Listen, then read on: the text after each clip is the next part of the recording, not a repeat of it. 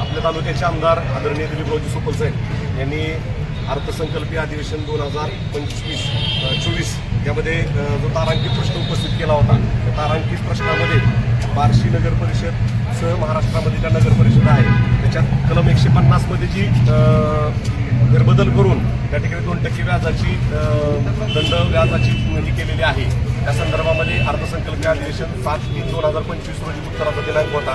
प्रश्न क्रमांक होता 2736 या अन्वये मागणी केली होती की बाबा महापालिकेप्रमाणे नगरपालिकांमध्ये सुद्धा 2% दंड व्याज प्राप्ती जी आहे आवास योजना लागू करावी. त्या संदर्भाने राज्य शासनाने निर्णय घेतला.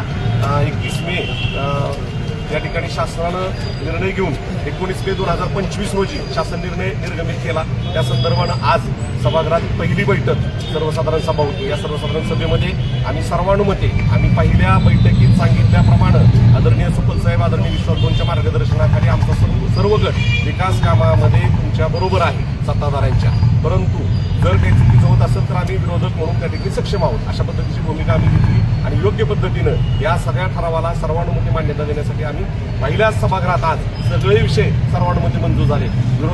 सत्ताधाऱ्यांनी देखील विरोधकांचा मान सन्मान राखला जाईल या पद्धतीनं शहराच्या विकासाची बांधिलकी घेऊन जर काम केलं तर बार्शी नगर परिषदेमध्ये विकासाचं काम चांगल्या पद्धतीने होईल आणि हा आशावाद मी व्यक्त करतो. या निमित्तानं राज्य शासनाचे मुख्यमंत्री आदरणीय आमदार देवेंद्रजी फडणवीस, उपमुख्यमंत्री आमदार एकनाथरावजी शिंदे साहेब, दिवंगत उपमुख्यमंत्री अजितदादा पवार आणि आमदार दिलीपरावजी सोपल साहेब या सर्वांचं मी बार्शीकर करदात्या नागरिकांच्या वतीनं अभिनंदन करतो, आभार मानतो आणि काउन्सिलचं देखील आभार मानतो की आता आमचा 100% दंड व्याज माफीचा आग्रह आहे आणि त्या संदर्भाने मी सभागृहात मागणी केली आहे. बार्शी नगर परिषदेच्या वतीनं जिल्हाधिकाऱ्यांमार्फत DMA आणि DMA मार्फत मंत्रालयात हा प्रस्ताव जाईल आणि 100% या तारखेपूर्वीची GR पब्लिश होण्याच्या तारखेपूर्वी जे दंड आणि व्याज लागले त्याच्यामध्ये 100% माफी देण्याच्या संदर्भामध्ये निर्णय आपला निकाल या ठिकाणी आपल्या पदरात पडेल. बार्शीकरांची खूप दिवसापासूनची मागणी होती, कारण महिन्याला 2% आणि वार्षिक जवळजवळ 24% हे अत्यंत तुगलकी असं व्याज होतं.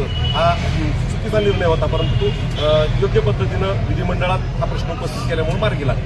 आणि विशेषतः सोपल साहेबांचे मनापासून आम्ही सर्व नगरसेवक आभार मानतो, कारण त्यांनी जो तारांकित प्रश्न विधिमंडळात उपस्थित केला त्यामुळे पूर्ण महाराष्ट्रातील जेवढ्या नगरपंचायत नगर परिषद आहेत पूर्ण महाराष्ट्राच्या जनतेला फायदा झाला आहे. त्यामुळे विशेष करून सोपल साहेबांचे खूप खूप आभार आणि सर्वच नगरसेवक मानतो. या त्यांच्यामुळे पूर्ण महाराष्ट्र हा अत्यंत जिव्हाळ्याचा आणि महत्त्वाचा प्रश्न मार्गी लागला आहे.